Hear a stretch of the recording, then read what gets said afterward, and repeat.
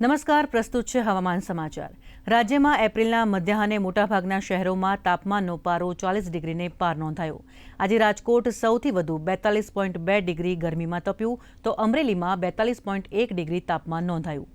ભુજ અને કંડલા એરપોર્ટ 41.2, સુરેન્દ્રનગર તથા અમદાવાદ અને ગાંધીનગરમાં પણ તાપમાનનો પારો 41.1 ડિગ્રીને આંબ્યો છે, જ્યારે ડીસા, વડોદરા અને કેશોદમાં 40 ડિગ્રી તાપમાન રહ્યું। હવામાન વિભાગે જણાવ્યું છે કે આગામી દિવસોમાં તાપમાનમાં કોઈ મોટો ફેરફાર થશે નહીં, તેમજ દક્ષિણ ગુજરાત અને સૌરાષ્ટ્ર કચ્છના દરિયાકાંઠે ગરમ તથા ભેજવાળા વાતાવરણનો અનુભવ થશે।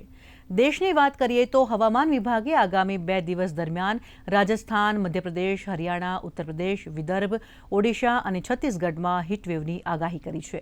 ઉપરાંત આગામી 2-3 દિવસ દરમિયાન ઓડિશા, નાગાલેન્ડ, મણિપુર, મિઝોરમ, ત્રિપુરા, દરિયાકાંઠાના આંધ્રપ્રદેશ, યાનમ, રાયલસીમા અને કર્ણાટકના આંતરિક ભાગોમાં ભારે પવન, વીજળી અને વાવાઝોડાની શક્યતા છે।